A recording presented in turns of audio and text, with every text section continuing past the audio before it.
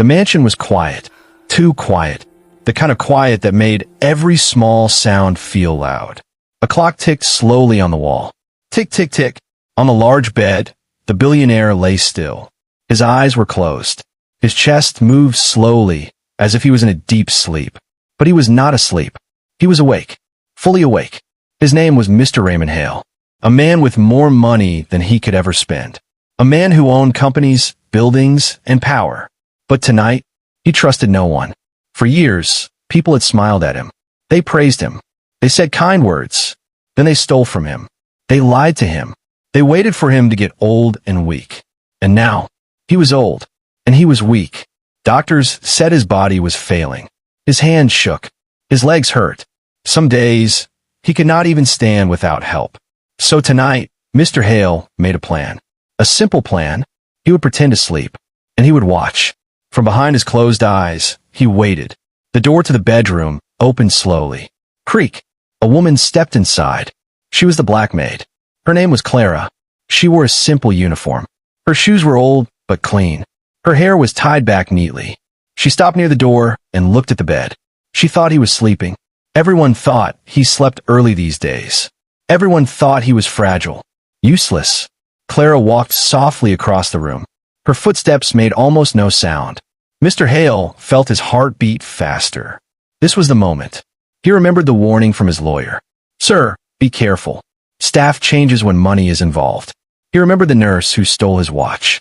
The assistant who sold his secrets. The nephew who waited for his death.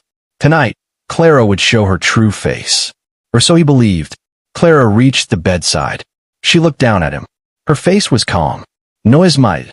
No greed in her eyes. She leaned closer. Mr. Hale held his breath. If she touched his pocket, if she reached for his ring, if she whispered to someone, but she did none of that. Instead, she adjusted his blanket. Gently, carefully. She made sure his feet were warm. Mr. Hale felt confused. This was not part of the story he expected. Clara walked toward the window and closed the curtains halfway.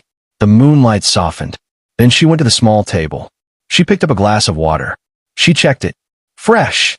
She nodded to herself and placed it closer to the bed. Still no crime. Still no betrayal. Mr. Hale felt something strange in his chest. Was this an act? He stayed still. Clara sat on the chair beside the bed. She sighed. A tired sigh. The kind that came from long days and heavy lives. She looked at the old man and spoke softly. You work too hard, sir, even now. Mr. Hale almost opened his eyes. She thought he could not hear. You remind me of my father, she continued. He was strong too, but strength don't last forever. Her voice was calm, respectful, no fear, no hot. She stood up and walked toward the door. But then, she stopped. She turned back, and what she did next made Mr. Hale's body go cold. Clara reached in her bag. Slowly, carefully, Mr. Hale's heart began to pound. This was it. His fingers twitched under the blanket. Clara pulled something out.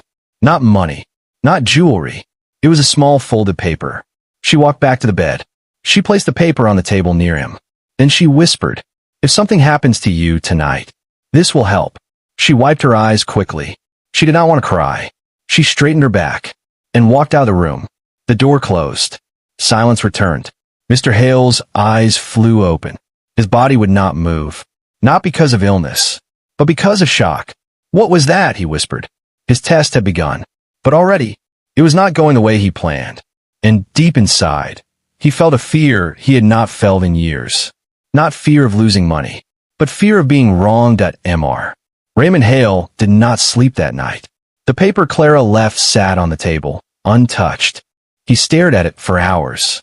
Not because he was afraid of what was written on it, but because he was afraid of why she left it. By morning, the mansion was awake. Staff moved quietly through the halls. Silver trays clinked softly. Morning light filled the long corridors. But Mr. Hale's mind was far away. He kept thinking about Clara. He had seen her every day, cleaning, serving, standing quietly in corners. Yet somehow, he had never really seen her. Later that day, from his wheelchair, Mr. Hale watched from the balcony as Clara worked in the garden. She moved slowly, carefully. Her hands were rough, her back slightly bent. This was not the body of a lazy person. This was the body of someone who had worked her whole life. A memory came to him. Months ago, another maid had complained. She talks too little. She keeps to herself. She's strange. Mr. Hale had not cared. As long as the job was done, people were invisible to him. Until now. That afternoon, he asked his assistant a question. "Where's Clara from?" The assistant hesitated. "Sir, she's been here 3 years. Hired through an agency. No trouble. No complaints." "That's not what I asked," Mr. Hale said calmly. The assistant swallowed. "She lives on the east side. Poor area. Takes 2 buses every day." Mr. Hale nodded slowly. That evening, Clara was called to clean the study. She entered quietly. Mr. Hale sat facing the window. He did not turn around. "You may go," he said.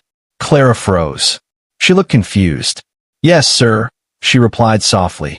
As she turned to leave, he spoke again. "Clara." She stopped. "Yes, sir. Why did you leave that paper last night?" The room felt heavy. Clara's hands began to shake. She thought for a moment, then turned around. "I didn't think you would wake up," she said honestly. "I did," Mr. Hale replied. Silence. Then Clara spoke. "My mother worked in houses like this," she said. "She died cleaning someone else's floor." Mr. Hale felt something twist inside him.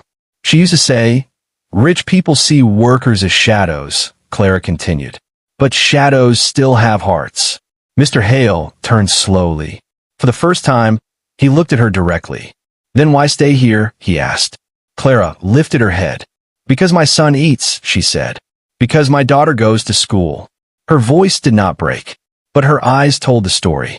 That night, Mr. Hale ordered a background report. Not out of anger, out of curiosity. What he read shocked him. Clara's husband died in a factory accident. No compensation. No apology. She fought the company. Lost. She worked nights. Days. Cleaned offices. Hospitals. Homes. She was never arrested. Never accused. Never late. And then he read the last line. She once returned a wallet containing $20,000. Refused reward. Mr. Hale closed the file. His test suddenly felt small. The next day, something changed. Staff noticed it. Mr. Hale watched more. Listened more. He noticed Clara stayed late without pay. Helped other workers quietly. Brought extra food for the guards. She never complained. But one thing stood out. Every night, she stopped by his door. Never entered. Never touched anything. Just stood there for a moment. As if checking on him. That night, Mr. Hale lay on his bed again. The same position. The same silence. And once again, he closed his eyes. Not to test her, but to understand her. The door opened softly. Clara entered. She thought he was asleep. She walked closer than before. And this time, she whispered something that made Mr. Hale's breath stop. Something no report, no file, no amount of money could ever explain. The room was dark again. Only the soft yellow light from the hallway slipped under the door. Mr. Raymond Hale lay on the bed, still and silent. His eyes were closed, but his mind was wide awake. This time, he was not pretending to sleep to catch a thief. This time, he wanted answers. The words from the report stayed in his head. The sacrifices, the honesty, the pain. He had tested many people in his life. Business partners, family members, friends. Most failed. But Clara, she confused him. The door opened slowly. Clara stepped inside. She moved the same way she always did.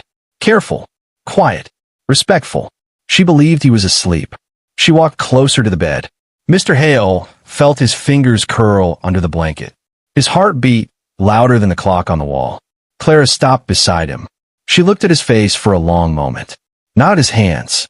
Not at his watch. Not at the gold ring on his finger. She looked at him. She reached out and checked his breathing. Gently. Then she whispered, almost like a prayer. "You're still here." Mr. Hale's throat tightened. She sat on the chair beside the bed. She did not rush. She did not touch anything else. After a moment, she spoke again. "They think you don't notice things anymore," she said softly. "But old eyes see more than young ones." Mr. Hale felt something move inside him. She leaned forward. "My mother used to say, 'Power makes people lonely,'" Clara continued. "Because everyone wants something from you." She paused. I don't want anything. Her words were simple, but they hit hard. She reached into her pocket again. Mr. Hale's body stiffened. Not fear this time. Curiosity. She pulled out a small object. A key. She placed it on the table near his bed. If your heart stops, she whispered, her voice shaking slightly, that key opens the small safe behind the painting. Mr. Hale almost forgot to breathe. She continued, there are papers inside. About your brother. About the money he took. Mr. Hale's mind exploded. No one was supposed to know that. No one. His brother's betrayal was buried deep, hidden with lawyers and silence. Yet Clara knew. She lowered her head. I clean the study, she said. I hear things. I read things people forget to lock away. She looked at him again. I never told anyone. She stood up quickly, as if afraid she had said too much. I'm sorry, she whispered. I shouldn't be talking like this. She turned to leave, but before she reached the door, she stopped. If you wake up and I'm gone one day, please know I never meant harm. Her voice cracked. She wiped her face and opened the door. Then she was gone. The room felt empty. Mr. Hale opened his eyes. His chest felt heavy. His test was no longer in his control. He had planned to watch greed, to catch lies. Instead, he saw loyalty, silence, protection, and something else. Truth. The next morning, Mr. Hale demanded files. Not about Clara, about his brother. What he found made his hands shake. Missing money, fake signatures, hidden accounts. Everything Clara said was real. She had not guessed. She had protected him. That night, Mr. Hale sat alone in the dark. For the first time in years, he felt ashamed. Not of his weakness, but of his doubt. He had assumed she was like the others. He was wrong. Very wrong. And then, something happened. A sharp pain hit his chest. His vision blurred. The room spun. He tried to call for help. Nothing came out. His body went still. Outside his door, footsteps approached. Clara's footsteps. She had come back. She opened the door and froze. Her eyes widened. Sir? She whispered. Mr. Hale tried to speak, tried to move, but his body refused. He was awake. He was aware. And he was trapped. Clara rushed to his side. And in that moment, the test ended, and a truth began. Mr. Raymond Hale could hear everything, but he could do nothing. His eyes were open, but his body did not move. His mouth wanted to speak, but no sound came out. He was trapped inside himself. Clara stood beside the bed, frozen in fear. For one terrible second, she thought he was dead. Then she saw his eyes. They were open, watching her. Sir? She whispered again. She leaned closer and checked his pulse. It was weak, but it was there. You're awake, she said, her voice shaking. You can hear me, can't you? Mr. Hale wanted to scream. Instead, a single tear slid down his face. Clara gasped. Oh God, she whispered. You're stuck. She stepped back, panic filling her chest. As she took a deep breath. No, she said softly. I won't panic. Not now. She moved quickly. She pressed the emergency button on the wall. As she grabbed his hand. I'm here, she said firmly. You're not alone. Minutes felt like hours. While they waited, Clara spoke. Not loudly. Not for anyone else. For him. My mother died like this, she said quietly. She could hear us, but couldn't move. Mr. Hale's heart broke. They thought she was gone, Clara continued. But I held her hand. I know she heard me. She squeezed his fingers. If you hear me, hold on. Sirens echoed in the distance. Doctors rushed in. Orders were shouted. Machines beeped. Clara stepped back, tears running down her face. As they worked on him, Mr. Hale felt his world fade. But her voice stayed. Don't leave yet, she whispered. Not like this. Hours later, the room was silent again. Mr. Hale woke up slowly. His body was heavy, but he could move his fingers. A doctor stood nearby. You had a severe episode, the doctor said. You're lucky someone found you in time. Mr. Hale turned his head. Clara was gone. The next day, he asked for her. She's not here, the nurse said. She took the day off. Mr. Hale waited. One day passed. Then another. Clara did not return. Fear replaced relief. On the third day, Mr. Hale demanded answers. His assistant hesitated. She was fired, he said quietly. Mr. Hale felt anger rise like fire. Why? He demanded.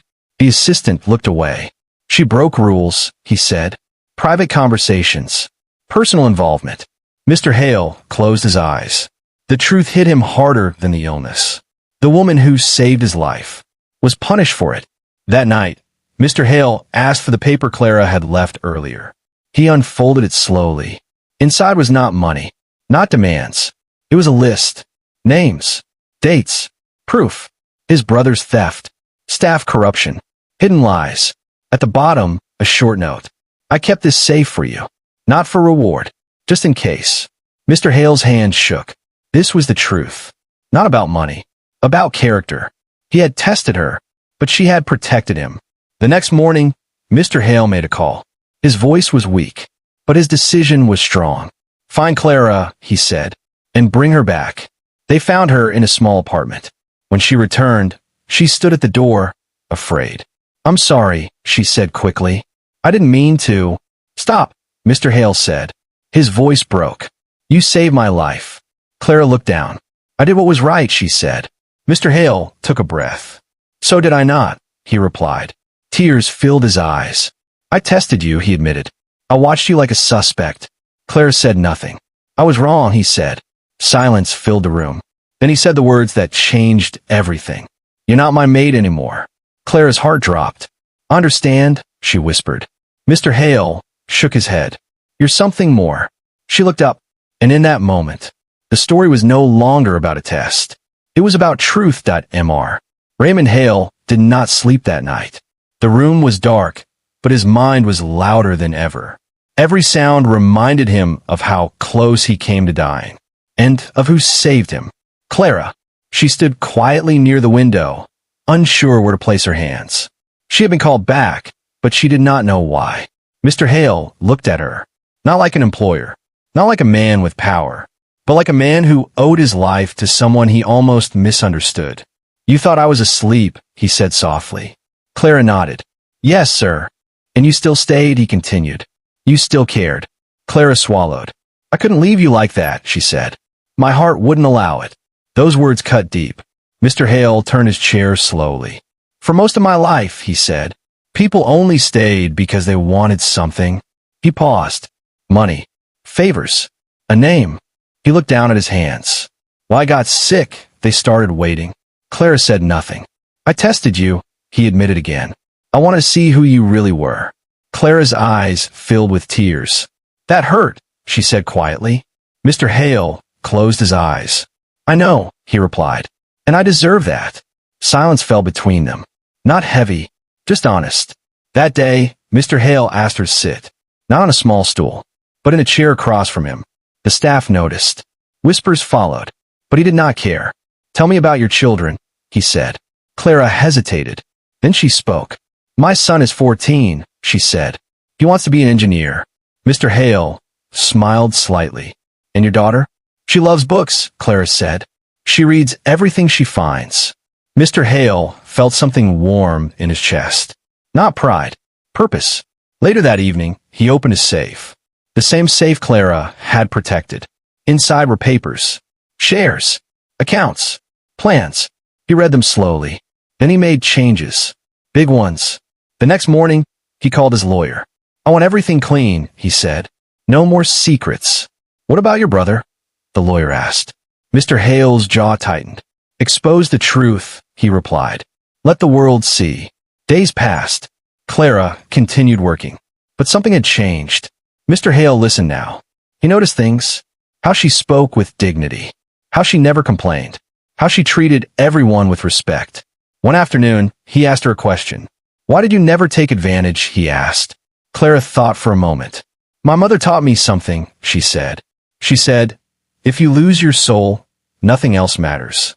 That night, Mr. Hale wrote a letter. Not to lawyers. To himself. He wrote about fear, loneliness, power. He wrote about how he had built walls so high. He trapped himself inside them. And how one woman with nothing showed him everything. The next morning, he asked Clara to come to the study. She stood nervously. I've made a decision, he said. Clara held her breath. I don't want you cleaning anymore, he continued. Her heart sank. But before she could speak, he raised his hand. I want you advising me, he said. She stared at him. I trust you, he added. More than anyone here. Clara shook her head. I'm just a maid, she said softly. Mr. Hale smiled sadly. No, he said. You're my mirror. Tears rolled down her face. In that moment, Mr. Hale realized something. His illness did not change him. Her kindness did. And for the first time in many years, he felt rich. The mansion felt different now. Not quieter, not louder, just honest. Mr. Raymond Hale sat at his desk, looking at documents spread in front of him. For years, these papers ruled his life. Money, power, control. But today his hands trembled. Not from sickness, from choice.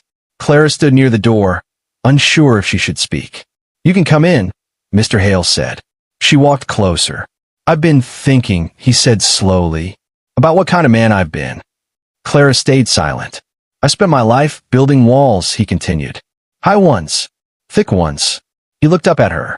And when I needed help, I was almost alone. Clara lowered her eyes. You weren't alone, she said. You just didn't see who was there. Those words stayed in the air. That afternoon, Mr. Hale called a meeting. Executives, lawyers, family members. They filled the room with expensive suits and false smiles. Clara watched from a distance. Mr. Hale cleared his throat. I'm making changes, he announced. Murmurs spread. My brother's actions will be exposed, he said. All stolen money will be returned. Faces went pale. And I'm stepping back from control, he continued. Gasps followed. One man stood up. You're not well enough to make these decisions, he said. Mr. Hale smiled calmly. I've never been clearer, he replied. He turned his head. Clara, he said. Every eye followed. She froze. Yes, sir. Come here. She walked forward, heart pounding. This woman, Mr. Hale said firmly, saved my life. Whispers erupted. And more than that, he added, she showed me what loyalty looks like. Someone laughed nervously. A maid, a voice said. Mr. Hale's eyes hardened. No, he said. A human being. The room went silent. I am placing her on my advisory council, he said. She will have a voice in every major decision. Shock filled the room. Clara's breath caught. I don't belong here, she whispered. Mr. Hale turned to her. You belong wherever honesty is needed, he said. After the meeting, Clara stood alone in the hallway. Her hands shook. She felt small, overwhelmed. Mr. Hale approached her slowly. I know this is heavy, he said. You don't have to accept. Clara looked up. All my life, she said. People decided who I was before I spoke. She paused. If I say yes, I won't be quiet. Mr. Hale smiled. That's exactly why I asked. Days passed. News spread. Some praised him. Others attacked him. They said he was weak, manipulated. But Mr. Hale felt stronger than ever. One night, Clara stayed late. She found him looking out the window. You're not afraid? She asked. I am, he said honestly. But fear doesn't mean stop. He handed her a folder. What's this? She asked.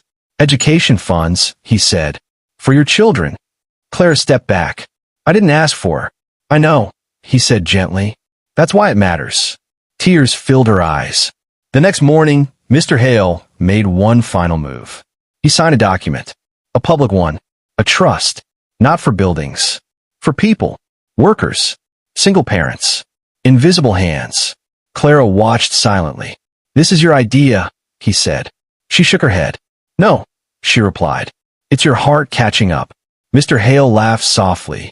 For the first time in years, the decision was made. There was no going back. And somewhere deep inside, both of them knew. The world was about to change. The announcement shook the city.